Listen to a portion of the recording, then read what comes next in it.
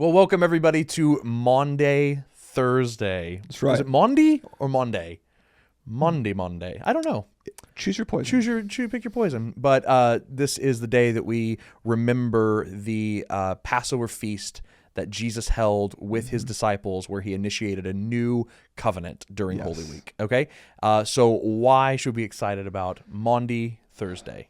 This is probably the moment where Jesus starts to theologically interpret what he's about to do on the cross. That's fascinating. Jesus has been in these very large public events where he's riding into Jerusalem on a donkey as a rival king and a rival to the religious establishment that's currently in power, very publicly arguing with the chief priests, Pharisees, and the Sadducees. There seems to be like one person who gets it, Mary, when she Mary. Anoints him, and it's everybody wants to kill Jesus. And so Jesus is now taking a beat on the first day of Passover with his disciples, and he's saying, let me explain what's going to happen when I die. And he does that through a very old meal. The Passover feast. The Passover feast. Yeah. Okay. So let's get into this via the history here. Yeah. So Jesus is pulling on a Jewish feast that's been happening for a very long time. Yep, that's right. And it goes all the way back to Exodus, when the people of Israel were enslaved in Egypt.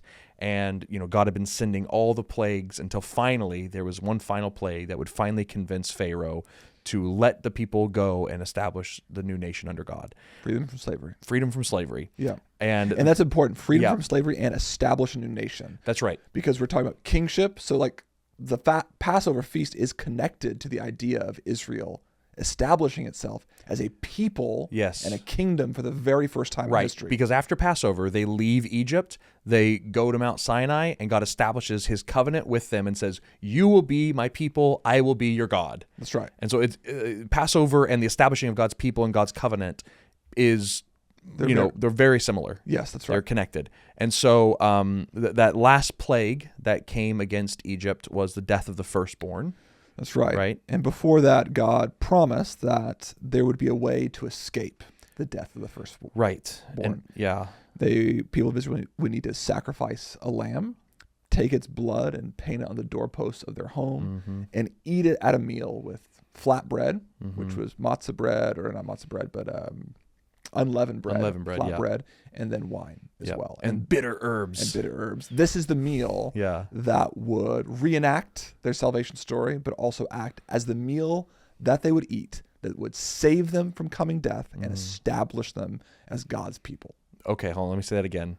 This is the meal, the Passover meal is the meal that would save them from coming death and establish them as God's covenant people. Yeah. That's good. Yes. That's helpful. Yes. Okay. And free them from slavery, but all that too, That's also very good. It's a big deal. It's a big deal. Yes. Okay, very good. And so for years after that, obviously there were times within Israel's history that the Passover stopped being celebrated due to lapses in law obedience. Yeah. But for all intents and purposes, we could say, for years and years and years, the people of Israel have been taking this feast.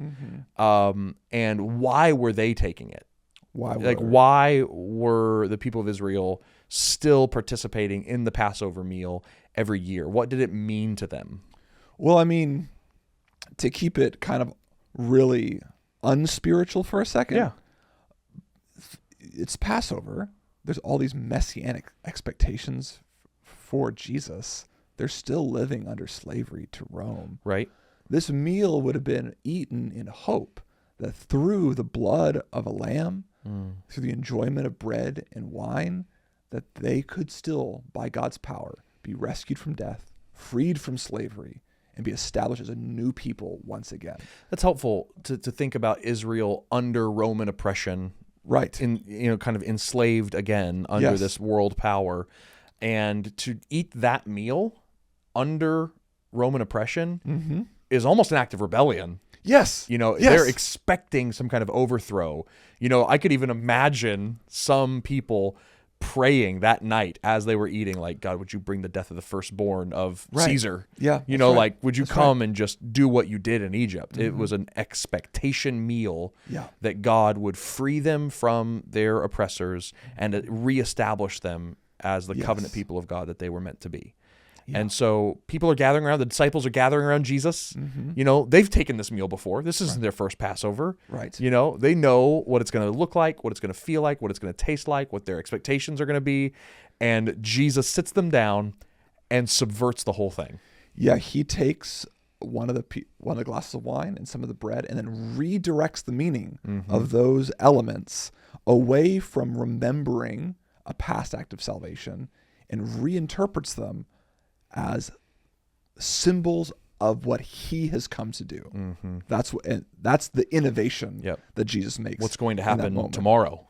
That's right. What's going to happen tomorrow? Yep. And he says, "This is my body, broken. Do this in remembrance of me, not of the Exodus. Right. Do this in remembrance of me." In the same way, after the supper, he took the cup. This is a new covenant in my blood, which is poured out for you, which is my blood poured out for you, not a lamb's blood. Yeah. My blood poured out for you. Okay, so the lamb, Jesus is saying that he's the new lamb. We had this Passover lamb, but its blood wasn't poured into a cup that was drank.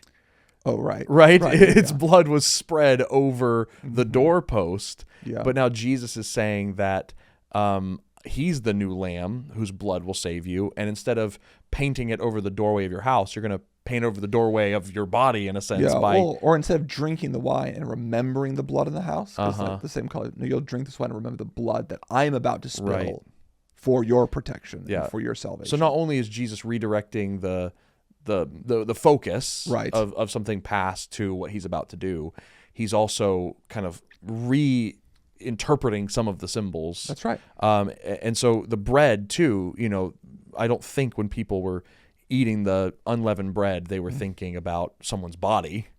No. So Jesus is using that moment to provide new meaning to that element in the supper. Yes. And saying that it is his body, because the idea of the unleavened bread for the original audience was the idea that they didn't have time to wait for the bread to rise.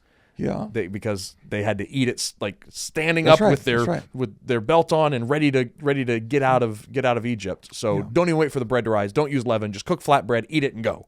And in the expectation that rescue and salvation right around the corner. Was right around the corner. Which is why the next day Jesus is going to die. So in him saying like, my body's going to be broken like this unleavened bread, eating the unleavened bread means that God's salvation is hastening. It's close, which is why Good Friday is tomorrow. That's right. Right. That's right. Yeah, it's just around the corner. Okay. That's pretty cool. One way that I thought about it earlier was God's covenant on the first Passover promised freedom and a new kingdom on the other side of a sacrificed lamb and a dead firstborn. Right. And at the same meal, Jesus makes a new covenant and promises that by the sacrificed body and blood of God's firstborn, God's people will be freed finally and forever. Yeah. That's the new, deeper level of it. Like, I won't require the firstborn of the evil powers anymore. Right. I'm the most powerful empire in the world, and I will sacrifice my firstborn so that all people can be included in my kingdom. Wow. That's amazing. Just thinking about the hypothetical situation that I mentioned earlier in which, some Jewish person was sitting there being like, God, would you just bring a plague and kill the firstborn of Caesar, Right. Do what you did in the Exodus. He's like, I'm going to do something better. I'm going to let my own son die to save you. Man, that's a lot of grace. A lot of grace. Talk to me then about this idea of a new covenant, because there's a few things we need to explore there to really understand what's going on. One is, what's a covenant? Two, what was the old covenant? And three, what does it mean that there's a new covenant? So what's a covenant? A covenant is just an agreement that God makes with humans. Yeah. Normally, the leaders of a nation or of a particular people. But it's agreement between God and people. Okay. And so when God rescued Israel out of Egypt that first time, celebrated by the first Passover, and he said, I will be your God, you will be my people, I will establish my covenant with you. What was he establishing with them there? What was that covenant? Well, what's interesting here is I had never thought about this until studying this passage, but it seems like there is multiple covenants going on. If you take covenant simply to mean agreement between God and people, God makes an agreement with Israel before they ever get to Mount Sinai. He tells them, eat the lamb, paint the doors. I will save you. Right. And then 50 days later, after their journey in the wilderness, after the Red Sea, they get to Mount Sinai. And then he makes an official covenant that we all know is a covenant because he uses the word covenant, Right. in which he establishes them as people. So as I was thinking through this, there's multiple agreements God's making with his people, Yeah. in which he's saving them in different ways. There's a covenant that saves them from slavery, sets them free from Pharaoh. And there's another covenant, in a sense, in which he makes them his people for the first time. And normally in a covenant, what happens is God says, I have expectations of you, Right. and here's what I'll offer in return. I expect you to eat the lamb, and in return, I will save you. Yeah. I expect you to obey my laws, to love God and love others. And in return, you will be my people. Right. That's a covenant. Yeah. So that's what a covenant is. That's the old covenants that God made with his people. And the covenant was that God has saved them, right? And is making them his people. That he would dwell with them, be their God, keep them safe. Yeah. And give them a law to obey. Like here's how to be my people in the world. Maybe even more granularly, the covenant is if you eat the lamb, if you drink the blood, if you eat the lamb, if you break the body, if you remember the cup, I will save you from death of the firstborn. I will save you from Egypt. Right. So if we take it granularly right there, that's the covenant. And so the new covenant that God is making with his people right there is if you drink this bread, right, or drink this bread, drink this that's wine. Called beer. If you drink this wine and eat this bread, right, this constitutes a new Passover meal in which I will save you from certain death by the death of my own firstborn. Right. And I will save you from slavery to Pharaoh, and I will bring you to a place where I'm establishing a new kingdom. Right. Because it's the agreement of what Jesus is going to accomplish on the cross. That's exactly right. Yeah, that's exactly right. That's cool. Yes. What I also like is, when they do come out of Egypt into Mount Sinai, and the word covenant is used, finally used, right? Yes. You have this agreement in the covenant. The summation of the covenant is love God, love others. Yes. Right. And when Jesus, says he's establishing a new covenant there on Passover, he's like, you've heard this old thing, which is to love your neighbor as yourself. Okay. But I'm giving you a new command. So here's your end of the bargain, right? Your side of the covenant is to love your neighbor as I have loved you. And it's like, still love your neighbor, but in a different way. Instead of love your neighbor as yourself, it's love your neighbor as I have loved you. And it's this like new way of being human. Yeah, that is part of what Maundy Thursday generally communicates, is the escalation of the command to love others. Oh, cool. Because in some of the gospel accounts, that's exactly what Jesus says at this meal. It's like, now you must love others as I have loved you, which is sacrificially all the way to death. That's right. That's right. Like it's represented in the blood and in the bread. Yes. Yeah. That's pretty amazing. Okay. Yeah. So, what's crazy is that's only a sliver of what happens on Maundy Thursday. That's the new covenant, the new command, the new promise to save, the new ethic to live by, the new ethic of a new kingdom. Like all that's happening here at Passover dinner. And then Judas leaves to betray Jesus with a kiss. The disciples start arguing about who's the best leader and who's the least likely to betray Jesus. Jesus goes to a nearby garden and starts praying and actually asks God to spare him from giving up the cup that he's just offered his disciples. Right, from having to actually go to the cross and spill his blood in the way that he just offered. Yeah, and then Judas returns with a mob to drag Jesus to a Jewish court. The disciples then scatter. One of the disciples is left naked at one point. He's placed in front of the Jewish court. They accuse him of blasphemy, and then he's beaten until sunrise. And that's how Maundy Thursday ends, with finally all the pieces that we've been talking about finally in place. Yeah. It is amazing for Jesus to be like, here's my body, here's my blood. And they're probably scratching their heads being like, I don't see what you're talking about. This is just our Passover meal. That's right. And then just hours later, Jesus is under arrest. That's right. Being beaten. That's right. On the way to execution. That's right. And they're like, oh, he really meant his blood and his body. It got very real. Why is it good news that we have Jesus facilitating a new covenant of his body and his blood on the cross? Why is that better news than why don't we celebrate? Why is it better that we celebrate using the bread and the cup to remember the cross instead of the Passover of Exodus? Like, why has what Jesus has done eclipsed what God did in Egypt? I think there's one way to answer this question, and that's the way you're framing it, and it's, how is it better? Yeah. And this kingdom is the final kingdom. He's about to go in front of Pilate and explain how his kingdom is not of this world, and how the order that he's establishing can never be destroyed. And it's going to be proven when he rises from the dead, because his kingdom is a resurrection kingdom, unable to be overthrown by any empire like Pharaoh or like Rome that wields the power of death. Like, it is an indestructible kingdom that cannot be assailed. It's better by orders of magnitude. Right? Yeah. The salvation Jesus also offers is better than the salvation that was offered That's to, true. like, Jews were saved from actual slavery. Good thing. That's good. That's a good An thing. amazing thing. They were constituted as a people of God. Right. Like, great thing.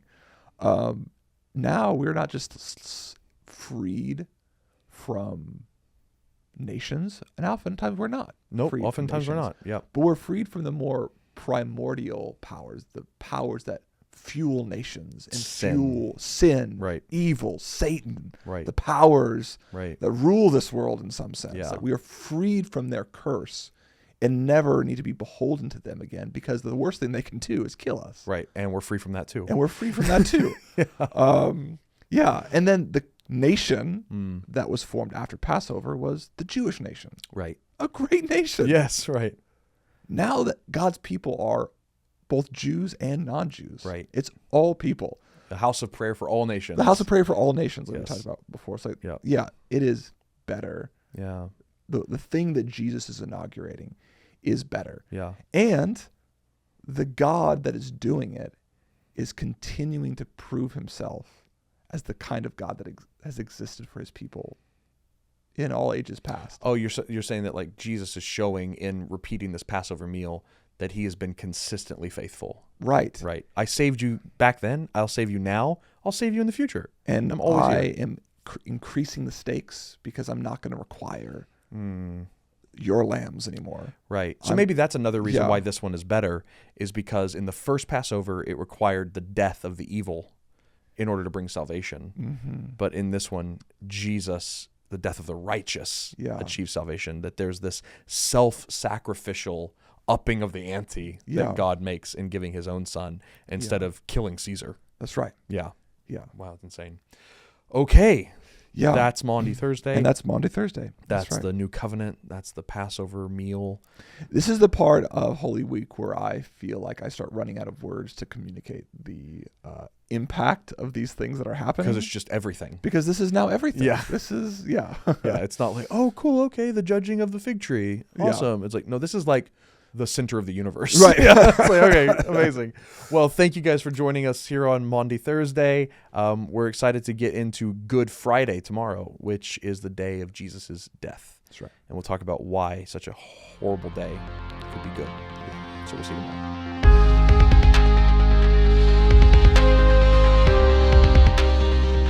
Thank you for listening to the Spoken Gospel Podcast. Spoken Gospel creates short films, devotionals, and podcasts like this one. Everything we make is free because of generous supporters like you.